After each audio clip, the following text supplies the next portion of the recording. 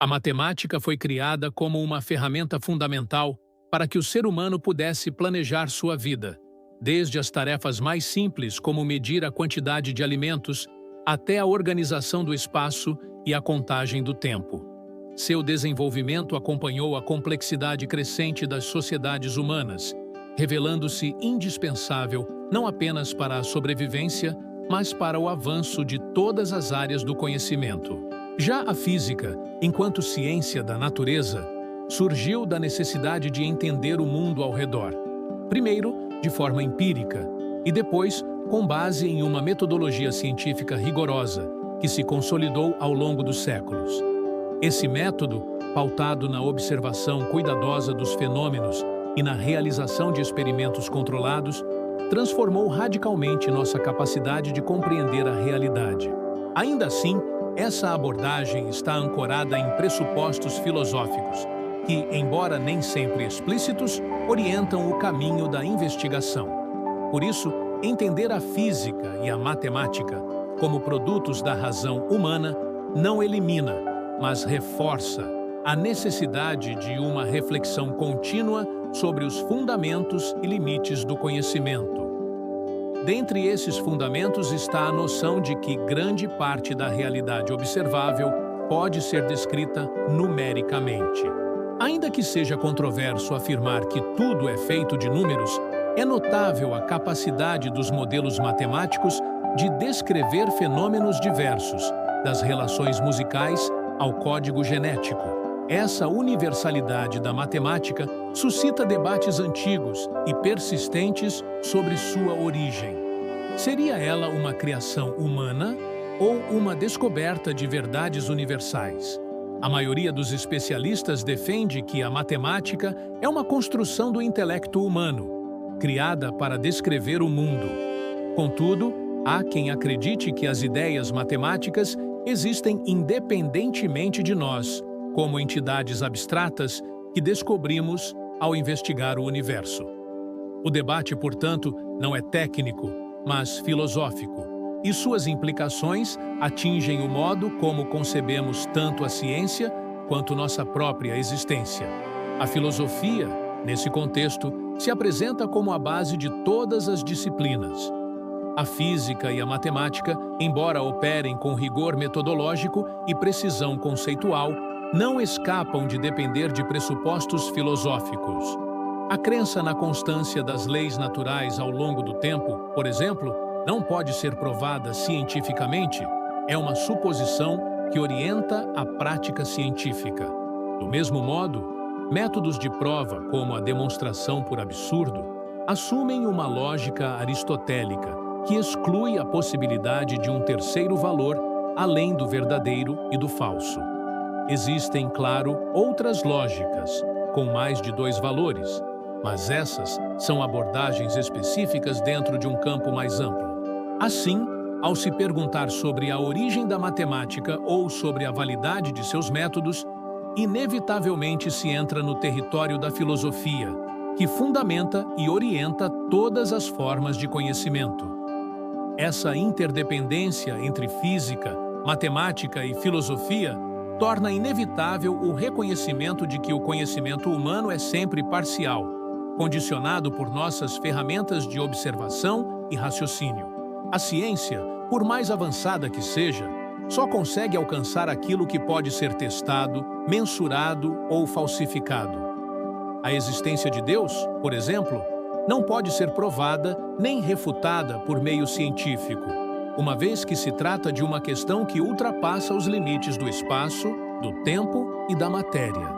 A partir do momento em que algo está além do escopo empírico da ciência, ele se torna irrefutável ou incognoscível no sentido científico, permanecendo no campo da fé, da filosofia ou da metafísica. Isso não diminui o valor da ciência, mas delimita com clareza seu domínio de atuação. Essa limitação, por sua vez, não impede que a ciência avance em seu conhecimento do universo físico. A física quântica, por exemplo, tornou-se essencial para o funcionamento do mundo moderno. Tecnologias como semicondutores, lasers, sistemas de comunicação e computação dependem diretamente de princípios quânticos. Cerca de 70% da economia mundial está, direta ou indiretamente, relacionada a aplicações da física quântica. Os semicondutores, que compõem os transistores dos computadores e celulares, operam com base em comportamentos quânticos da matéria. Sem eles, não existiriam os dispositivos que hoje consideramos indispensáveis. O laser, outro exemplo, é um produto direto da compreensão do comportamento de elétrons em níveis de energia quantizados. Mesmo a química moderna, especialmente a química teórica e a bioquímica, depende de modelos quânticos para explicar a estrutura e reatividade das moléculas. Assim, a física quântica deixou de ser uma teoria abstrata para se tornar um pilar da civilização tecnológica atual. É fundamental, portanto, entender que o avanço científico não é apenas um feito técnico, mas o resultado de uma construção conceitual que envolve a articulação entre observação, abstração e raciocínio lógico. A física quântica, ao descrever comportamentos da matéria em escalas microscópicas, revelou uma realidade profundamente distinta da nossa experiência cotidiana. Por exemplo, ao observarmos um objeto como uma caneta ou um copo, não estamos vendo os átomos que o compõem.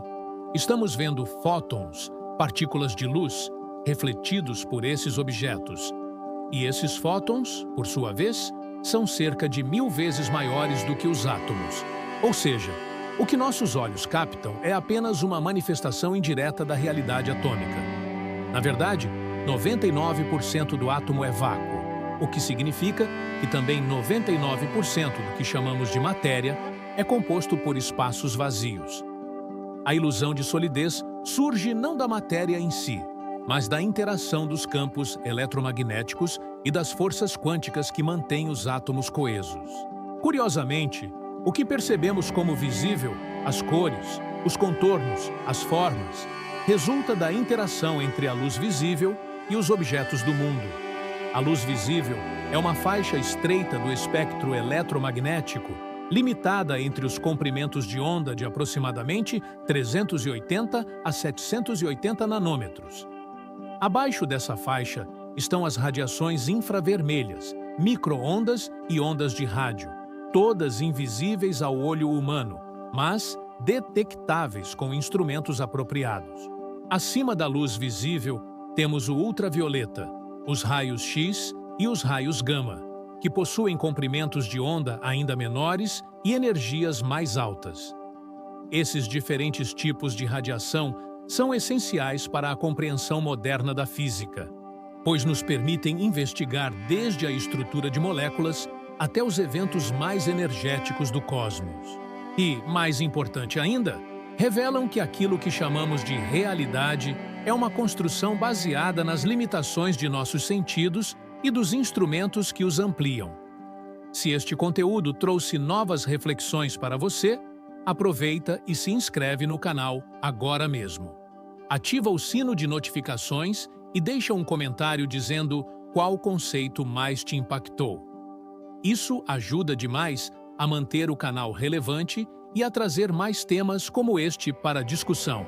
Essa percepção da realidade mediada por limitações sensoriais e tecnológicas nos conduz inevitavelmente a uma compreensão mais ampla da epistemologia científica. Aquilo que conhecemos depende tanto do objeto investigado quanto do modo como o investigamos. Um átomo, por exemplo, é uma construção teórica confirmada por inúmeros experimentos indiretos, mas jamais visto diretamente por um olho humano. O que vemos são traços, marcas, padrões em detectores, respostas de equipamentos sensíveis a interações específicas. Não o átomo em si, mas suas consequências. A realidade atômica e subatômica, portanto, é deduzida a partir de modelos teóricos validados por evidências observacionais e experimentais. Isso não a torna menos real, mas exige uma postura epistêmica distinta. Reconhecer que nosso acesso à realidade é sempre mediado por teorias e que a confiabilidade do conhecimento repousa na coerência entre teoria e observação. Nesse contexto, A física quântica apresenta uma série de desafios conceituais que escapam ao senso comum. Partículas que se comportam como ondas, objetos que existem em estados múltiplos simultaneamente, fenômenos de não localidade e de emaranhamento. Todos esses elementos parecem contradizer nossas intuições sobre como o mundo deveria funcionar. No entanto, são precisamente essas propriedades que explicam e sustentam o funcionamento de tecnologias como o GPS, a ressonância magnética e os computadores modernos. O emaranhamento quântico, por exemplo, é uma das bases da computação quântica e da criptografia de nova geração. Esses fenômenos, embora estranhos à nossa experiência cotidiana, revelam um nível mais profundo de organização da natureza, no qual as leis clássicas deixam de ter validade e são substituídas por uma lógica probabilística e contextual. A dificuldade em aceitar as implicações da física quântica não decorre apenas de sua complexidade matemática, mas de um conflito entre a lógica clássica, cartesiana, determinista, linear, e uma nova forma de compreender a realidade. A física quântica nos obriga a abandonar o conforto das certezas e a aceitar a existência de limites intrínsecos ao conhecimento, como o princípio da incerteza de Heisenberg. Esse princípio afirma que não é possível determinar simultaneamente a posição e o momento de uma partícula com precisão absoluta. Essa limitação não é tecnológica, mas ontológica. Decorre da própria estrutura da realidade em nível microscópico. Portanto, a física quântica não apenas revoluciona a ciência, mas redefine a ontologia da matéria e a natureza do real. A questão do real, por sua vez, está no centro da filosofia. Quando nos perguntamos o que é a realidade, estamos mobilizando uma tradição milenar de reflexão que atravessa todas as culturas e sistemas de pensamento. Na tradição ocidental, desde Platão até Kant, essa pergunta gerou diversas respostas. Da teoria das ideias, a distinção entre fenômeno e coisa em si. A física contemporânea, ao descrever uma realidade composta de campos, probabilidades e interações não determinísticas, aproxima-se de muitos aspectos dessas tradições filosóficas, ainda que parta de premissas empíricas. Isso não significa que a ciência substitua a filosofia, mas que ambas se enriquecem mutuamente. A filosofia fornece os critérios de inteligibilidade e os marcos conceituais para a ciência, enquanto a ciência oferece à filosofia novos dados e desafios para a reflexão. Um desses desafios é o reconhecimento de que grande parte da matéria é, na prática, espaço vazio. O átomo é composto por um núcleo, formado por prótons e nêutrons, e por uma eletrosfera ocupada por elétrons. No entanto, a distância entre o núcleo e os elétrons é imensa em relação ao tamanho das partículas. Isso significa que a maior parte do volume do átomo é composta por espaço onde não há nada, nenhum objeto, nenhuma massa, apenas campos e probabilidades. Ainda assim, sentimos os objetos como sólidos, tocamos superfícies, empilhamos materiais. Essa solidez aparente é resultado da repulsão eletromagnética entre os elétrons dos átomos, que impede que eles se sobreponham. É essa interação quântica que dá origem à sensação de densidade, dureza e forma. Portanto, o que chamamos de matéria sólida é, em sua essência, uma configuração estável de campos e espaços vazios. Essa constatação tem implicações profundas para nossa autocompreensão. Se somos formados por átomos, e os átomos são em sua maioria vazios, o que somos, afinal? Apenas uma ilusão de solidez, uma configuração temporária de partículas e campos? Essa visão, embora coerente com os dados científicos, pode provocar um sentimento de desorientação existencial. Ao mesmo tempo, pode abrir espaço para uma nova forma de humildade. Reconhecer que a realidade é mais complexa, mais profunda e mais misteriosa do que aquilo que nossas intuições nos permitem apreender. Não se trata de negar o valor da ciência, mas de reconhecer seus limites e de integrar suas descobertas em uma visão mais ampla e plural do ser humano e do cosmos. É nesse ponto que muitas pessoas se voltam novamente para as tradições filosóficas e espirituais. A física, ao revelar a estrutura invisível da matéria e do universo, reintroduz perguntas sobre sentido, propósito e transcendência.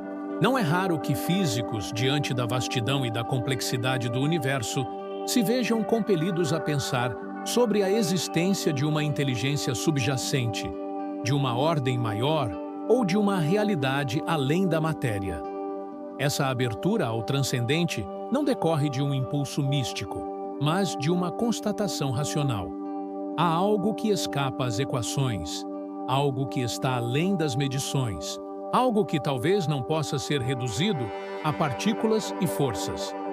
Essa dimensão escapa ao escopo da ciência, mas não pode ser ignorada por quem busca uma compreensão integral da realidade. E se você chegou até aqui, refletindo sobre as questões mais profundas da existência, aproveita para deixar seu comentário abaixo com a sua visão sobre o que é a realidade. Isso ajuda não só o canal a crescer, mas também amplia o debate com outras mentes curiosas como a sua. Vamos juntos continuar explorando os limites do conhecimento e da consciência. Essa disposição para a busca contínua do conhecimento implica aceitar que a realidade é, em última instância, inabarcável em sua totalidade. Mesmo os modelos mais sofisticados da ciência contemporânea são aproximações, construções teóricas que descrevem certos aspectos do mundo sob determinadas condições. A mecânica clássica, por exemplo, continua válida para sistemas em escala macroscópica e velocidades relativamente baixas. Já a mecânica quântica é necessária para descrever o comportamento das partículas subatômicas. A relatividade geral, por sua vez, é indispensável para compreender os fenômenos gravitacionais em grande escala. Nenhum desses modelos é falso. Cada um é verdadeiro dentro do seu domínio de aplicabilidade. Essa constatação revela que a verdade científica é contextual, dependente das condições e dos parâmetros adotados. A ciência, portanto, não é uma narrativa única, mas um mosaico de modelos que se complementam, se refinam e, às vezes, se superam. Essa multiplicidade de modelos não é uma fraqueza, mas uma força do conhecimento científico. Ao invés de pretender uma explicação totalizante e definitiva, a ciência moderna reconhece a complexidade do real e se organiza de forma adaptativa, ampliando seus recursos conceituais à medida que novos fenômenos são descobertos. Isso é evidente nas chamadas teorias de tudo, tentativas de unificar as forças fundamentais da natureza: gravidade, eletromagnetismo, força nuclear fraca e força nuclear forte, em uma única estrutura teórica. Embora ainda não tenhamos alcançado essa unificação, as investigações nessa direção revelam o caráter dinâmico e exploratório da ciência. Em vez de certezas finais, o que temos são horizontes em constante expansão. A física de partículas elementares, por exemplo, avançou consideravelmente na compreensão dos constituintes fundamentais da matéria. O modelo padrão descreve 12 partículas elementares, 6 quarks e 6 leptons, além de partículas mediadoras como os fótons, gluons, bósons W e Z e o bóson de Higgs. Essa estrutura, testada exaustivamente em aceleradores de partículas como o LHC, Large Hadron Collider, constitui o alicerce da física contemporânea. No entanto, sabemos que o modelo padrão é incompleto. Ele não explica a gravidade, a matéria escura, a energia escura, nem a assimetria entre matéria e antimatéria. Novas teorias, como a supersimetria, as cordas ou as teorias quânticas de gravidade, são propostas para preencher essas lacunas. Cada uma delas amplia o horizonte da investigação, mas também traz consigo novos desafios conceituais e matemáticos. Um dos pontos mais intrigantes da física contemporânea é a existência da matéria escura e da energia escura. A primeira foi inferida a partir do movimento das galáxias, que não poderia ser explicado apenas pela matéria visível. A segunda foi proposta para explicar a aceleração da expansão do universo. Juntas, essas entidades compõem cerca de 95% do universo, o que significa que tudo o que conhecemos, tudo o que estudamos diretamente, representa apenas uma ínfima fração da realidade. Essa constatação é profundamente perturbadora. Estamos cercados por uma vastidão de que quase nada sabemos. Ainda assim, é também um estímulo à pesquisa, à imaginação e ao pensamento. Se há tanto por descobrir, a aventura do conhecimento está longe de se encerrar. Esse impulso pela descoberta não se limita às grandes escalas do universo. Em nível microscópico, a biologia molecular e a neurociência também revelam uma complexidade surpreendente. O DNA, por exemplo, é uma molécula que codifica as informações genéticas de todos os organismos vivos. Essa codificação, baseada em apenas 4 bases nitrogenadas, adenina, timina, citosina e guanina, dá origem à diversidade impressionante da vida na Terra. A leitura e a transcrição dessas informações envolvem mecanismos altamente sofisticados, que se assemelham a sistemas computacionais complexos.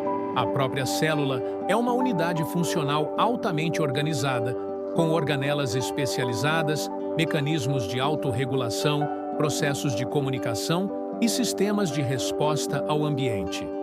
Tudo isso se dá em escalas que desafiam nossa percepção direta, exigindo instrumentos e métodos específicos para sua investigação. A neurociência, por sua vez, desafia nossas concepções sobre mente, consciência e identidade. O cérebro humano, com seus aproximadamente 86 bilhões de neurônios, forma uma rede de conexões que gera não apenas pensamentos e emoções, mas também a própria experiência subjetiva. Entender como essas conexões dão origem à consciência, o chamado problema difícil da consciência, permanece como um dos maiores desafios da ciência contemporânea. Alguns modelos propõem que a consciência emerge da complexidade da rede neural. Outros sugerem que há aspectos não físicos envolvidos. Em qualquer caso, a investigação da mente humana nos coloca diante de questões que transcendem a biologia e exigem uma articulação com a filosofia da mente, a psicologia, a fenomenologia e até a teologia. Dessa forma, a realidade não pode ser reduzida a uma única camada ou nível de explicação. Ao nível físico, com suas partículas e campos, ao nível biológico, com suas estruturas e funções, ao nível psicológico, com suas vivências e significados, e ao nível social, com suas instituições, culturas e linguagens. Cada um desses níveis possui relativa autonomia e exige um vocabulário próprio. A tentativa de reduzir todos os fenômenos a uma única linguagem, seja ela a da física, da biologia ou da sociologia, resulta em simplificações inadequadas. Uma compreensão plena da realidade exige uma abordagem multidimensional, integradora, que respeite a especificidade de cada domínio, sem cair na fragmentação ou no reducionismo. Essa perspectiva integradora também é necessária na educação e na formação intelectual. O ensino da ciência, muitas vezes, se limita à transmissão de fórmulas e procedimentos, esquecendo-se do contexto filosófico e histórico em que esses conhecimentos se desenvolveram. O resultado é uma aprendizagem mecânica, desprovida de sentido, que afasta os estudantes do pensamento crítico e da apreciação da beleza do conhecimento. Para formar cidadãos capazes de lidar com os desafios do século XXI, é preciso resgatar a dimensão reflexiva da ciência, sua relação com a ética, a política, a cultura. É preciso ensinar não apenas o como e o quê, mas também o porquê e o para quê. Somente assim a ciência poderá cumprir seu papel emancipador, contribuindo para uma sociedade mais justa, lúcida e sustentável. Essa emancipação não ocorre apenas no plano coletivo, mas também no plano individual. Entender o funcionamento do mundo físico, das estruturas biológicas, dos processos sociais, nos permite tomar decisões mais informadas, agir com maior responsabilidade e participar ativamente da construção do futuro. E Dudu Andani, saber interpretar estatísticas, compreender riscos, avaliar evidências científicas, discernir entre fatos e opiniões, tudo isso são competências fundamentais em um mundo saturado de informações e desinformações. A alfabetização científica não é mais um luxo, mas uma necessidade básica para a cidadania. E essa alfabetização deve incluir, desde cedo, não apenas o domínio de conceitos, mas o cultivo da curiosidade, da dúvida e do espírito crítico. Ao mesmo tempo, é importante preservar o encantamento diante da complexidade do mundo. O saber não precisa ser árido. Ele pode ser uma fonte de admiração, de prazer estético, de realização pessoal. A ciência, quando bem apresentada, revela uma beleza que rivaliza com a arte e a poesia. A estrutura de uma equação elegante, a simetria de uma molécula, a harmonia de uma teoria física, tudo isso pode suscitar uma experiência de maravilhamento que alimenta o espírito e amplia os horizontes da mente. O conhecimento, então, deixa de ser um instrumento apenas utilitário e se torna um caminho de autotransformação, de autoconhecimento, de transcendência. E você, como tem se relacionado com o conhecimento? Deixe nos comentários a sua visão sobre como ciência, filosofia e realidade se conectam na sua vida. Essa troca enriquece a jornada de todos e ajuda a construir uma comunidade mais consciente e engajada. Esse papel transformador do conhecimento vai além da simples aquisição de informações. Ele opera na forma como interpretamos o mundo, organizamos nossas experiências e orientamos nossas escolhas. Uma mente informada não é apenas aquela que armazena dados, mas que sabe estabelecer conexões, identificar padrões, formular perguntas pertinentes e reconhecer os limites do que sabe. Essa capacidade de pensamento articulado é o que distingue a verdadeira educação da mera instrução. A educação, nesse sentido mais amplo, é um processo contínuo de formação do juízo, do caráter e da sensibilidade. Ela é inseparável de uma ética da responsabilidade, pois o conhecimento adquirido confere poder, e o poder exige discernimento. A responsabilidade do conhecimento se manifesta em diversas esferas. Na ciência, significa não apenas investigar com rigor, mas considerar as implicações éticas das descobertas. O desenvolvimento de tecnologias genéticas, por exemplo, suscita questões sobre os limites da manipulação da vida, o respeito à dignidade humana e a preservação da diversidade biológica. A inteligência artificial, por sua vez, levanta preocupações sobre autonomia, privacidade, controle social e desemprego estrutural. Em todos esses casos, o avanço técnico precisa ser acompanhado por um debate público qualificado, ancorado em princípios éticos sólidos e em uma compreensão filosófica dos riscos e oportunidades envolvidos. Essa exigência de responsabilidade também recai sobre a comunicação do conhecimento. Vivemos em uma era de hiperexposição à informação, onde dados científicos são frequentemente distorcidos, simplificados ou instrumentalizados para fins ideológicos ou comerciais. A divulgação científica, portanto, deve ser feita com precisão, clareza e honestidade intelectual. É necessário resistir tanto ao sensacionalismo quanto ao elitismo. O objetivo não é transformar todos em especialistas, mas possibilitar que cada pessoa possa entender os fundamentos das questões que afetam sua vida e sua comunidade. O conhecimento deve ser acessível, mas sem perder sua complexidade.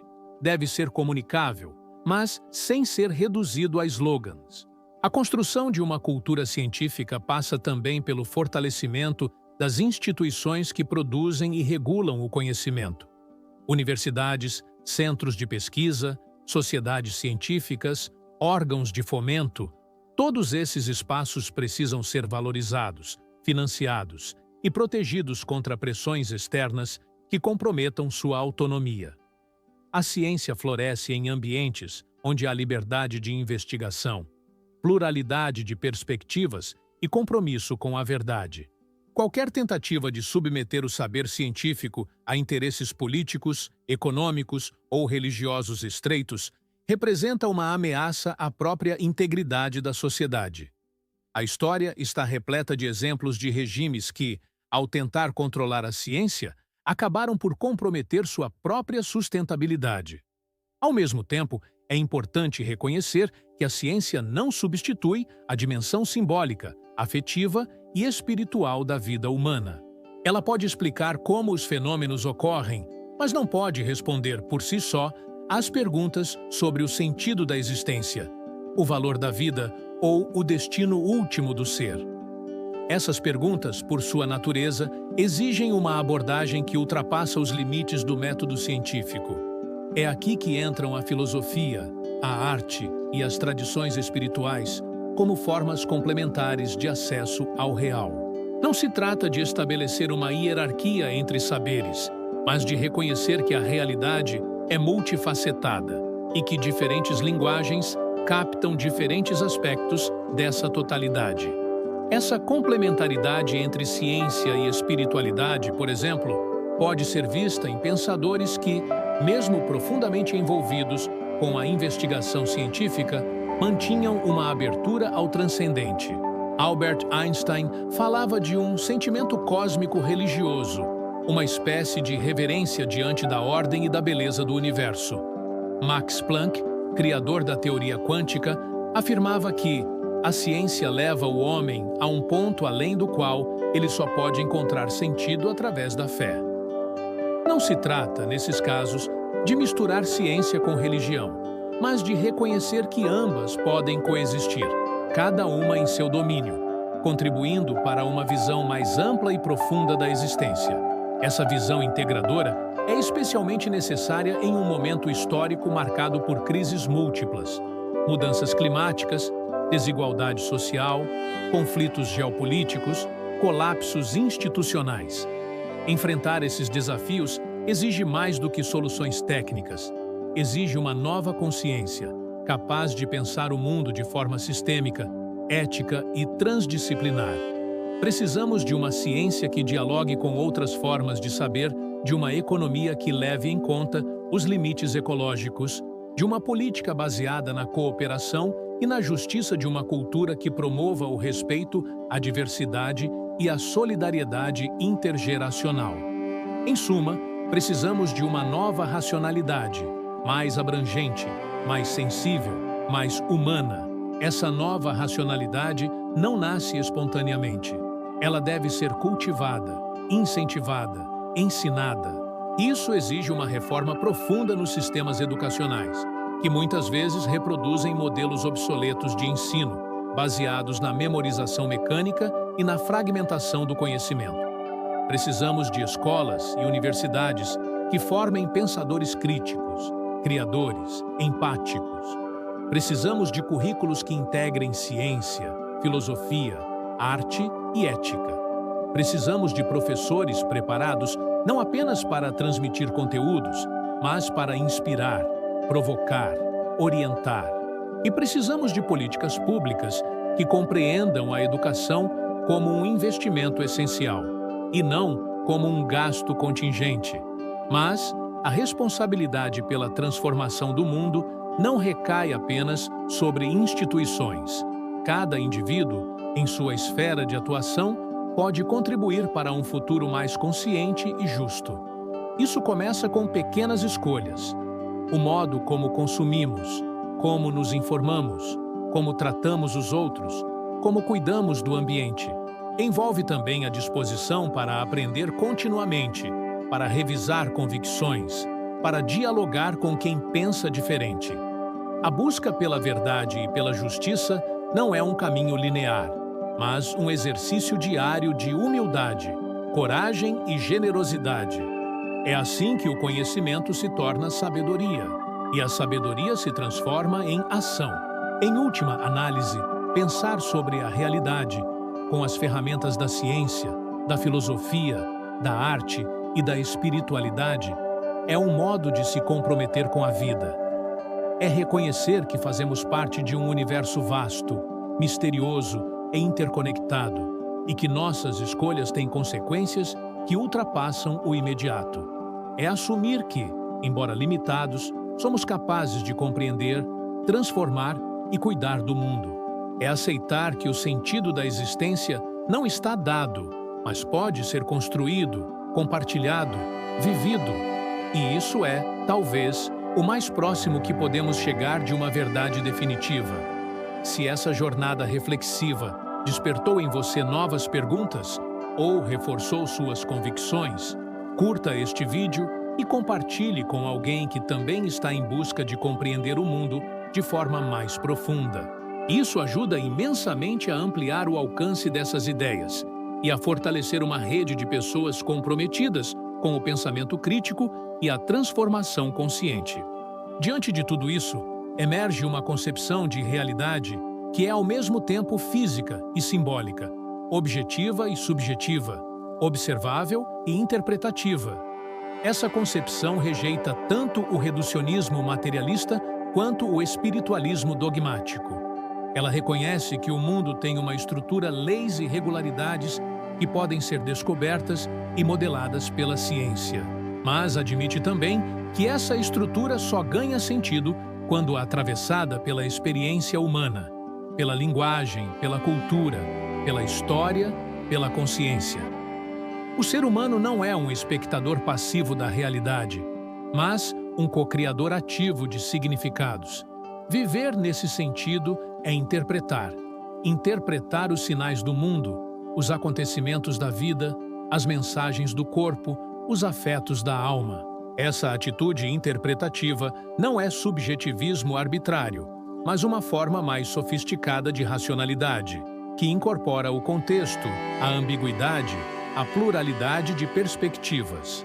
Nela, a objetividade não é a exclusão do sujeito, mas a negociação de sentidos entre sujeitos diferentes.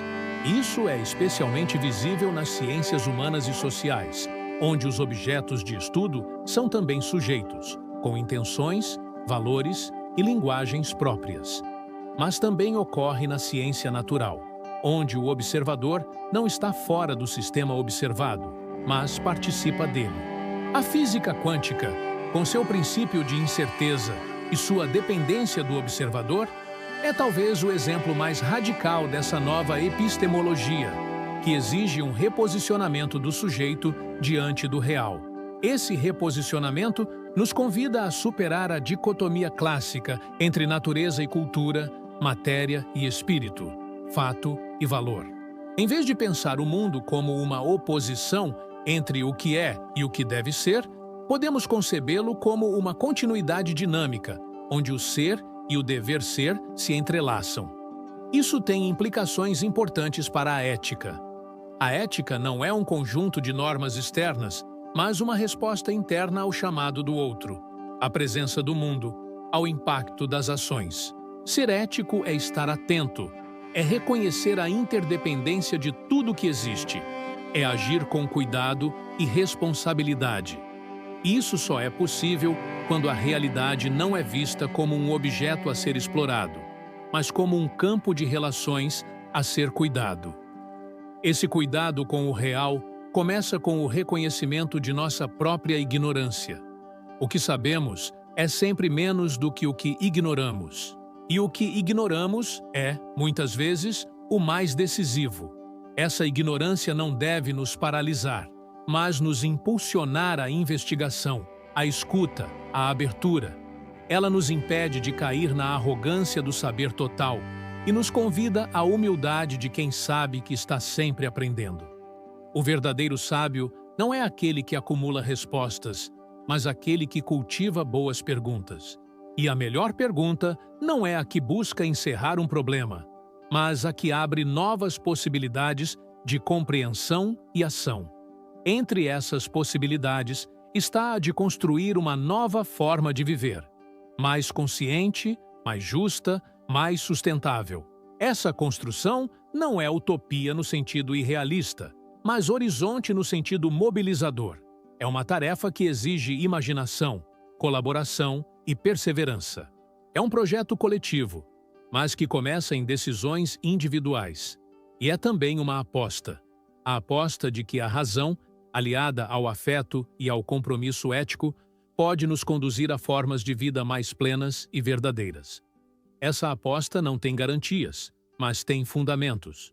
Está ancorada na história de tantos homens e mulheres que, ao longo dos séculos, dedicaram suas vidas à busca da verdade, da justiça e do bem comum.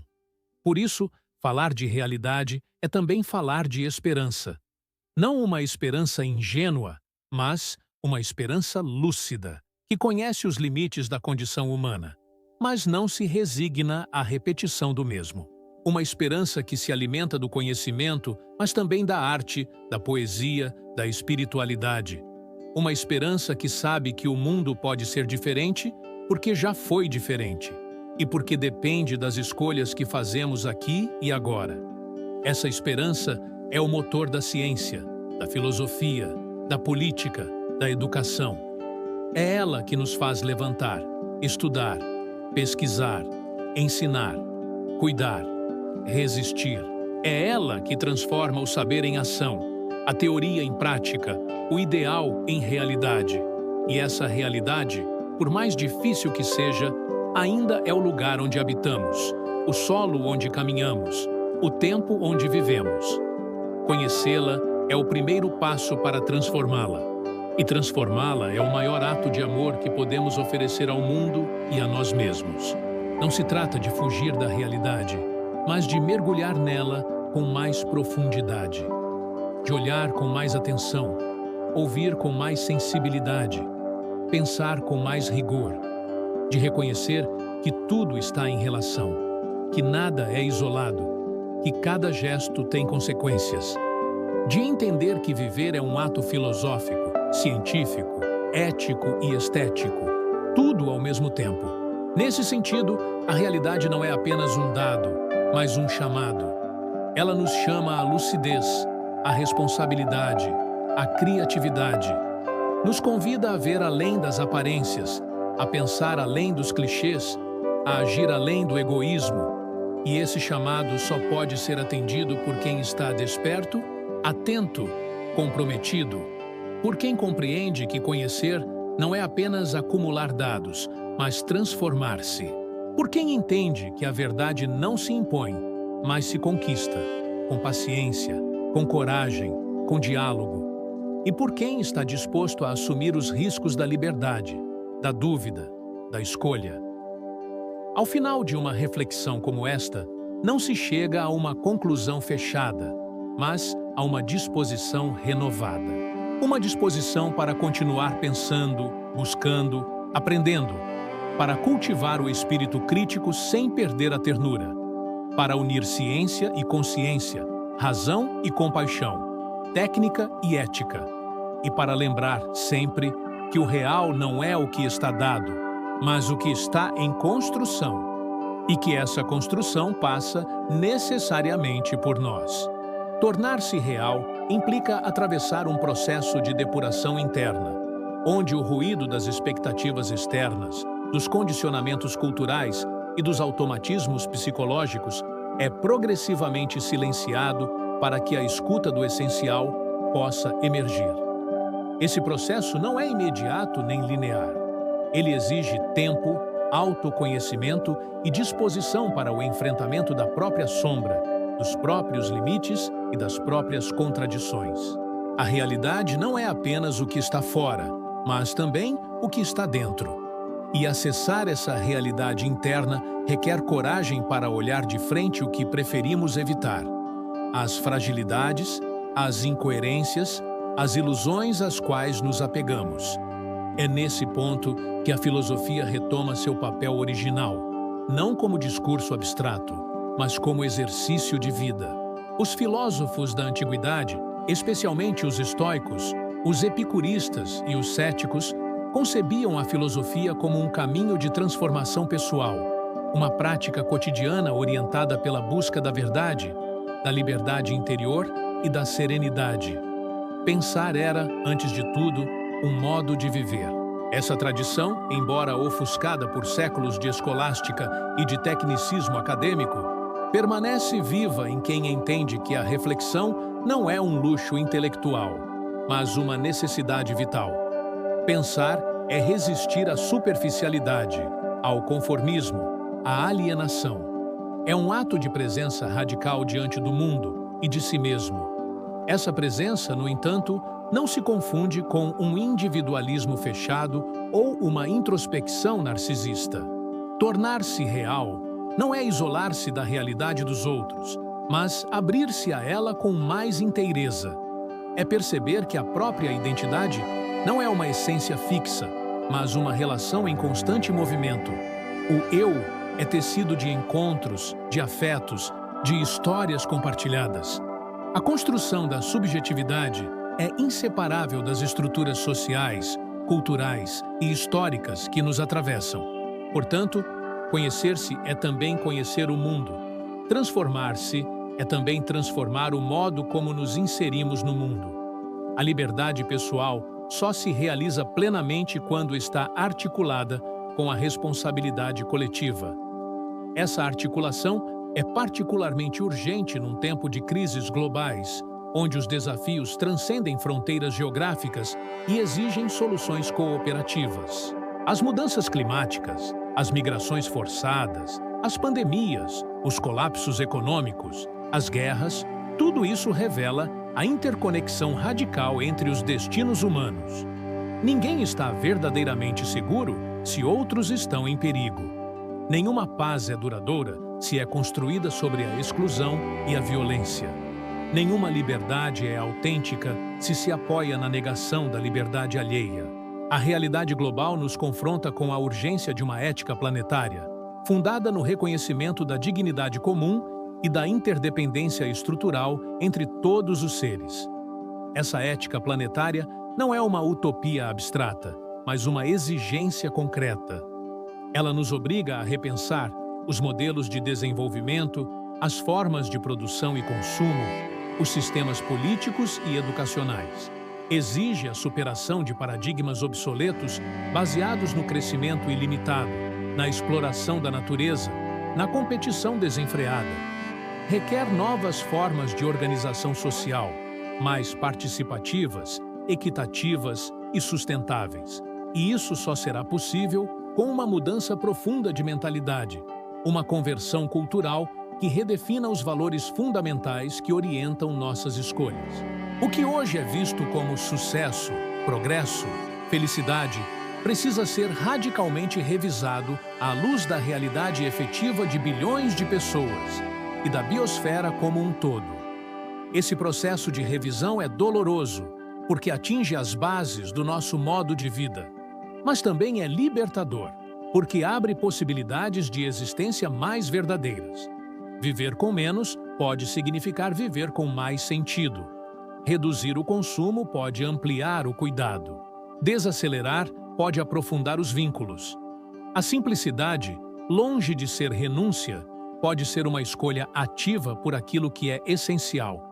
E o essencial é aquilo que sustenta a vida, que fortalece os laços, que gera bem-estar duradouro.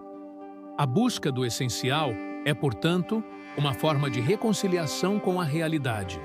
Não como ela é imposta pelos interesses do mercado, mas como ela se apresenta em sua nudez, em sua fragilidade, em sua plenitude. Essa plenitude não é ausência de dor, mas presença de sentido. A realidade inclui o sofrimento, o fracasso, a morte. Fingir que não é assim é cair na armadilha da ilusão. Mas reconhecer essa dimensão trágica da existência não significa resignar-se ao desespero. Ao contrário, é a partir da consciência da finitude que pode surgir uma nova intensidade no viver. Quando se sabe que o tempo é limitado, cada instante ganha valor. Quando se aceita que não se tem controle sobre tudo, aprende-se a confiar no fluxo da vida. Quando se compreende que a dor é inevitável, mas o sofrimento pode ser transformado, desenvolve-se resiliência, compaixão, sabedoria. Essa sabedoria não se ensina apenas com palavras, mas se transmite por presença, por exemplo, por modo de estar no mundo. É algo que se cultiva com o tempo, com a experiência, com a escuta dos mais velhos, com o silêncio interior. É a arte de distinguir o necessário do supérfluo, o profundo do superficial, o permanente do passageiro. É a capacidade de encontrar serenidade no meio do caos, sentido no meio do absurdo, beleza no meio da dor. Essa sabedoria é o fruto mais maduro da relação com a realidade. E talvez seja isso o que mais precisamos hoje. Não mais tecnologia, mais informação, mais consumo, mas mais sabedoria. A realidade, afinal, é o campo onde a sabedoria se prova. Não nas teorias abstratas, mas nas escolhas concretas. Não nas declarações, mas nos gestos cotidianos. Não nos grandes feitos, mas nas pequenas fidelidades. A sabedoria se revela na maneira como tratamos quem nos contraria, como lidamos com o fracasso, como respondemos à injustiça. Ela está no modo como nos relacionamos com o tempo, com o corpo, com a palavra. Está no modo como cuidamos dos outros, dos espaços, das coisas. Está na delicadeza, na escuta, na coragem de dizer não, na generosidade de oferecer um sim. Viver à altura da realidade é, portanto, um exercício permanente de presença, de discernimento e de entrega. É saber que o real nunca se mostra por completo, mas que cada fragmento dele carrega uma totalidade possível. É aceitar que a verdade não é uma posse, mas uma travessia, e que essa travessia vale a pena não porque nos levará a um lugar seguro, mas porque nos transforma enquanto caminhamos. Ser real é estar a caminho, e estar a caminho é o modo mais autêntico de existir. Estar a caminho exige uma disposição constante para o inacabamento. A realidade, em sua complexidade irrestrita, não se submete a sínteses finais, nem a respostas universais. Toda tentativa de totalização acaba por impor uma violência simbólica à pluralidade do real. Por isso, uma postura filosófica madura é aquela que resiste ao fechamento do pensamento, à rigidez das ideologias, à tranquilidade das certezas absolutas. O pensamento que deseja se manter fiel à realidade precisa conservar uma abertura estrutural, uma disposição permanente para a revisão, para a escuta, para a aprendizagem. Essa abertura é a única forma de fidelidade possível ao real, pois o real é, por natureza, transbordante. Esse transbordamento se manifesta nas experiências limite, nas situações em que nossas categorias habituais se mostram insuficientes. A morte de um ente querido, a experiência do sublime, a descoberta de uma injustiça inaceitável, o encontro com a alteridade radical, tudo isso nos obriga a reconfigurar nossas referências, a recalibrar nossa visão de mundo. São momentos de crise, mas também de revelação. Nessas situações, percebemos que havia mais no real do que havíamos imaginado, que estávamos reduzindo a complexidade à medida de nossa comodidade. A crise, nesse sentido, é uma pedagogia da realidade. Ela nos força a sair da zona de conforto, a reencontrar o essencial, a redefinir prioridades. Por isso, é preciso acolher as crises como momentos fecundos, não como meras anomalias. Elas são sinais de que algo precisa mudar, de que uma estrutura de sentido chegou ao seu limite, de que um ciclo se completou. Isso vale para a vida individual, mas também para as coletividades. As crises sociais, econômicas e ecológicas que enfrentamos hoje indicam o esgotamento de um modelo civilizacional baseado na extração, na exploração, na aceleração contínua. Continuar nesse caminho não é apenas insustentável, é suicida. A realidade está nos dizendo, de todas as formas possíveis, que é hora de mudar. A mudança, no entanto, não virá por si mesma. Ela exige vontade, organização, inteligência estratégica. e exige, sobretudo, uma nova sensibilidade, capaz de captar os sinais sutis do real e traduzi-los em ações coerentes. Essa sensibilidade não é privilégio de poucos. É uma potência humana universal, que pode ser cultivada em todos. Trata-se de educar o olhar, o ouvido, o pensamento, de aprender a ver o que normalmente não se vê, a escutar o que costuma ser silenciado, a pensar o que ainda não foi pensado. Esse processo de educação sensível é profundamente político, pois redefine os critérios de relevância, de valor, de prioridade. Ele desloca o foco do espetáculo para o cotidiano, do ruído para o silêncio, do visível para o invisível. Essa reorientação perceptiva tem implicações práticas muito concretas. Ela nos permite reconhecer o valor dos trabalhos invisíveis, das vidas esquecidas, dos saberes marginalizados. Nos ajuda a perceber que há inteligência nas práticas tradicionais, poesia nos gestos ordinários, sabedoria nos modos de vida não hegemônicos. Essa percepção é o primeiro passo para uma política de reconhecimento, para uma ética da reparação, para uma economia do cuidado. É o início de uma justiça que não se baseia apenas na distribuição, mas também na escuta, na memória, na dignidade. E é essa justiça que pode reencantar o mundo, restituindo à realidade sua densidade simbólica e sua espessura histórica. Nesse processo, a linguagem desempenha um papel decisivo. Como já indicaram muitos filósofos, não acessamos o real de forma direta, mas sempre através da mediação da linguagem. Ela molda nosso modo de ver, de sentir, de agir. Uma linguagem empobrecida gera uma percepção empobrecida. Um vocabulário limitado estreita o horizonte do possível. Por isso, cuidar da linguagem é cuidar da realidade. Ampliar o repertório verbal é ampliar a capacidade de compreensão. E isso não se faz apenas com gramática ou dicionários, mas com leitura, diálogo, escuta ativa. A linguagem não é apenas instrumento de comunicação, mas matriz de pensamento, laboratório de mundo. Nesse sentido, a literatura, a poesia, a filosofia, o teatro, a música têm um papel insubstituível. Elas não apenas refletem a realidade, mas a reconstroem, a tensionam, a revelam de modos inesperados. A arte, em suas múltiplas formas, é uma lente que revela o que está encoberto, uma voz que diz o que foi calado, um gesto que denuncia o que foi naturalizado. Ela amplia o imaginário, desloca as certezas, reencena o possível. E, ao fazer isso, torna-se aliada da liberdade, da justiça, da verdade. Uma sociedade que marginaliza a arte está condenada à miopia simbólica, à esterilidade afetiva, à repetição automática. Ao integrar ciência, arte, filosofia e ética, aproximamo-nos de uma visão realmente holística da realidade. Uma visão que não fragmenta, que não hierarquiza de forma arbitrária, que não reduz o múltiplo ao uno. Essa visão é exigente, pois não oferece respostas fáceis nem soluções simplistas. Mas é também libertadora, pois nos restitui a inteireza da experiência humana.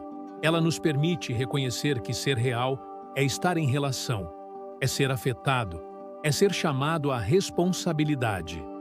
A realidade, afinal, é feita de vínculos, entre ideias, entre corpos, entre tempos, entre mundos.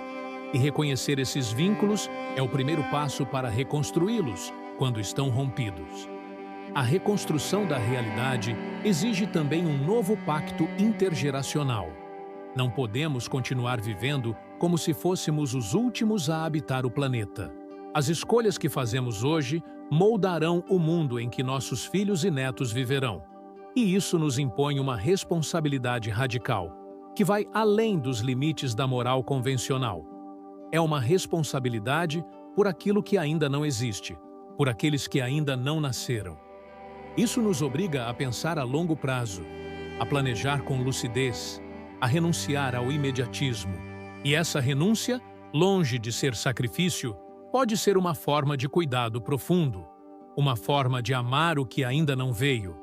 Esse amor pelo que ainda não veio é talvez a forma mais elevada de presença.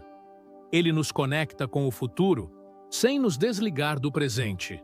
Ele nos lembra que a realidade é também uma promessa, uma potência, uma semente, e que cada gesto nosso, por mais pequeno que pareça, participa dessa gestação do novo. Nada está dado definitivamente. Tudo pode ser transformado. E essa possibilidade é o que torna a vida digna de ser vivida, mesmo em meio à dor, à incerteza, à finitude. A realidade, no fim das contas, é um convite. Um convite a estar presente, a pensar com rigor, a sentir com profundidade, a agir com coerência, a viver com inteireza, a tornar-se, a cada dia, mais real. Essa tarefa de tornar-se mais real, que implica simultaneamente maturação subjetiva e engajamento coletivo, exige também uma consciência histórica. A realidade não é algo estático que simplesmente é, mas algo que foi sendo configurado por escolhas passadas, por disputas, por processos sociais acumulativos. Cada estrutura que hoje naturalizamos, sejam leis, instituições, valores, práticas econômicas ou normas de convivência, é resultado de sedimentações históricas, de lutas, de exclusões, de invenções. A realidade é, nesse sentido, histórica até em seus aspectos mais sólidos. Reconhecer isso é fundamental para evitar a resignação. Se algo foi construído, pode também ser transformado. A consciência histórica nos imuniza contra o fatalismo. Nada do que vivemos hoje era inevitável. Os sistemas políticos vigentes, as configurações econômicas globais, os modos de subjetivação predominantes, tudo isso é contingente. Foi produzido por ações humanas, sustentado por decisões políticas, legitimado por discursos e narrativas. A naturalização do presente é uma das formas mais eficazes de manter o status quo. Por isso, cultivar uma visão crítica do passado é condição para abrir possibilidades no futuro. Não se trata de repetir nostalgicamente experiências anteriores, mas de entender como chegamos até aqui e, a partir disso, imaginar caminhos alternativos. Esse trabalho de imaginação política não pode ser deixado apenas nas mãos de especialistas ou tecnocratas. Ele exige uma participação ampliada, uma democratização real do debate público, uma escuta ativa das vozes que foram historicamente silenciadas. A realidade não é uma propriedade privada de uma elite intelectual ou econômica. Ela é um bem comum, que se constrói na interação entre todos os que a habitam. E isso requer instituições abertas, meios de comunicação plurais, espaços de escuta mútua e práticas efetivas de participação. Uma sociedade só se torna mais real, mais justa, mais consciente, mais sustentável, quando amplia os meios pelos quais a realidade pode ser dita, representada e disputada. Essa ampliação passa necessariamente por uma crítica da racionalidade dominante.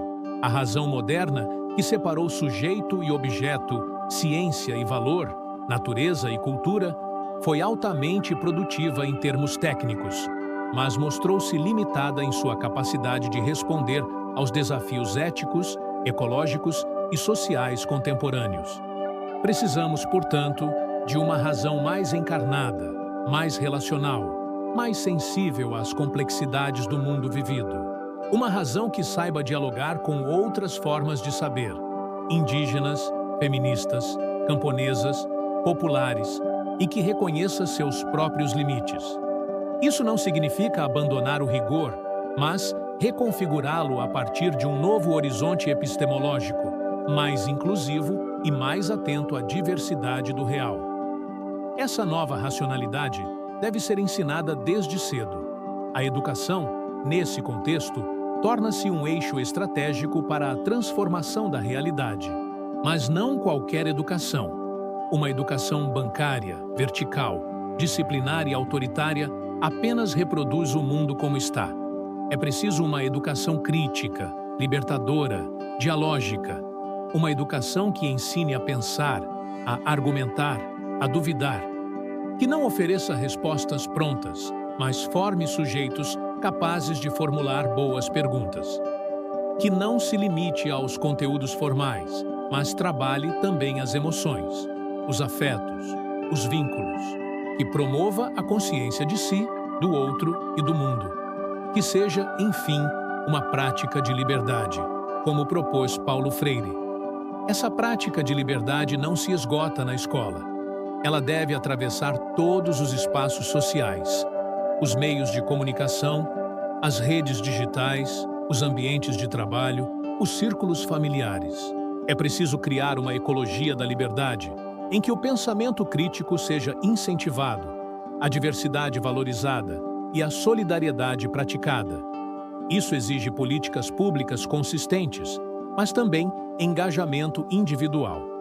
Cada pessoa pode ser um núcleo de transformação, um ponto de inflexão, uma semente de realidade mais plena. A mudança estrutural só acontece quando se articula com mudanças micropolíticas, com deslocamentos cotidianos de percepção, de linguagem, de comportamento. Esses deslocamentos começam por pequenas decisões: escutar antes de responder, ler antes de replicar, perguntar antes de julgar. São gestos simples, mas que têm poder transformador. Eles criam espaços de cuidado, de escuta, de reconstrução de vínculos. São esses espaços que, multiplicados, podem reconfigurar o tecido social, resgatar o sentido da convivência, restaurar a confiança no comum. E é nesse comum que a realidade adquire sua densidade mais profunda. Não somos indivíduos isolados flutuando no vazio, mas sujeitos em relação, afetados por histórias coletivas, implicados em estruturas que nos excedem. Tornar-se real é também tornar-se coletivo. Essa coletividade não se impõe pela homogeneidade, mas se constrói na tensão entre diferenças. O real é plural, e essa pluralidade precisa ser reconhecida, respeitada e integrada. Isso exige práticas deliberativas, metodologias colaborativas, pedagogias da convivência. Não há realidade sem conflito, mas o conflito não precisa ser guerra. Pode ser debate, negociação, criação conjunta. A política, nesse sentido, é uma arte da mediação entre mundos diferentes. É um exercício contínuo de composição, de escuta, de responsabilidade. E só há política real quando se reconhece que o outro tem algo a dizer sobre o mundo que partilhamos. Por isso, o diálogo é uma das práticas mais urgentes de nossa época. Não o diálogo superficial, usado como retórica de inclusão, mas o diálogo verdadeiro, que implica escuta ativa, disposição para a mudança, reconhecimento do outro como legítimo interlocutor. Esse tipo de diálogo não é fácil. Ele exige tempo, humildade, paciência. Mas é ele que permite que mundos distintos se encontrem, que diferenças sejam elaboradas, que novas realidades possam emergir. O diálogo é o espaço onde a realidade se renova. É o laboratório da democracia, o antídoto contra o ódio, o fermento da transformação. Assim, o real não é um território fixo a ser defendido, mas um campo em permanente disputa. E essa disputa não é apenas por poder, mas por sentido. Disputa-se a realidade porque dela depende o que podemos ser, fazer e imaginar. Por isso, mais do que nunca, precisamos estar presentes nessa disputa. Com clareza, com sensibilidade, com coragem. Precisamos reivindicar o direito de narrar o mundo com nossas próprias palavras, de sonhar outros modos de vida, de construir coletivamente outras formas de estar no mundo. Porque o real não é aquilo que nos é imposto, é aquilo que, juntos, temos a coragem de sustentar. Ostentar a realidade como uma construção coletiva e contínua é assumir a maturidade de uma consciência que não se satisfaz com aparências, slogans ou verdades dogmáticas. Essa consciência compreende que a realidade, em sua tessitura multifacetada, demanda o exercício incessante de atenção crítica, de responsabilidade partilhada e de abertura à transformação. Não há realidade sem linguagem, sem conflito, sem memória, sem desejo. E cada uma dessas dimensões exige um modo específico de cuidado. Cuidado com a palavra que nomeia, com o gesto que age, com o vínculo que sustenta, com o tempo que passa, com o mundo que resiste. Cuidar do real é cuidar de si, dos outros e do planeta com uma sensibilidade enraizada na lucidez. A lucidez, nesse contexto, não é mero esclarecimento racional, mas disposição ética e afetiva para não recuar diante da complexidade, para não trair a ambiguidade, para não simplificar o que exige elaboração. Ela não se confunde com pessimismo, pois recusa o cinismo que paralisa. Tampouco se alinha ao otimismo vazio, que ignora o peso do real. A lucidez é um ato de presença, uma forma de resistência contra a banalização, uma escolha constante por aquilo que é verdadeiro, mesmo quando desconfortável. Ser lúcido é aceitar que há sofrimento, que há injustiça, que há limites, e ainda assim insistir na construção de sentido, na defesa da vida, na prática da justiça. Essa insistência é o que marca a dignidade humana. Ser digno é não abdicar da capacidade de refletir, de escolher, de transformar. É saber que a vida não se reduz a dados biológicos ou condições materiais, mas se constitui numa rede de significados e de compromissos. A dignidade é o valor que emerge quando reconhecemos o outro como legítimo interlocutor, quando respeitamos os processos da natureza, quando respondemos com coragem à nossa própria finitude. E essa dignidade só se afirma plenamente quando se enraiza numa visão crítica e engajada da realidade. Uma visão que recusa tanto a alienação quanto a indiferença. Nesse processo, é essencial reconhecer que a verdade, longe de ser um dado exterior, é uma prática. Prática de escuta, de coerência, de investigação, de testemunho. Ela não é propriedade de um grupo, nem privilégio de uma elite, mas tarefa de todos.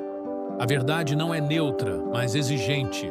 Não é absoluta, mas comprometida. Não é passiva, mas transformadora. Buscar a verdade é comprometer-se com o real em sua totalidade, o visível e o invisível, o racional e o sensível, o presente e o possível. É recusar a mentira confortável, a ignorância voluntária, o relativismo cínico. É afirmar que há, sim, critérios para julgar, para escolher, para agir, e que esses critérios devem ser partilhados, discutidos, aprofundados. Assim, ao fim desta longa reflexão, o convite que permanece é um convite à presença ativa, à consciência lúcida e à prática constante de transformação do real. Não por heroísmo, nem por idealismo, mas por necessidade e por compromisso. A realidade, em sua vastidão e densidade, não se esgota em diagnósticos, mas se realiza na ação. E a ação que transforma é aquela que nasce de uma compreensão profunda, de uma escuta atenta, de uma ética firme e de uma sensibilidade afinada com o que há de mais humano em nós. Se esse pensamento ressoou em você e despertou algo verdadeiro, inscreva-se no canal, ative o sino e compartilhe esse vídeo com quem também busca compreender e transformar a realidade com profundidade e coragem. Isso fortalece uma rede de pessoas que não se conformam com o superficial e seguem juntas em direção ao que realmente importa.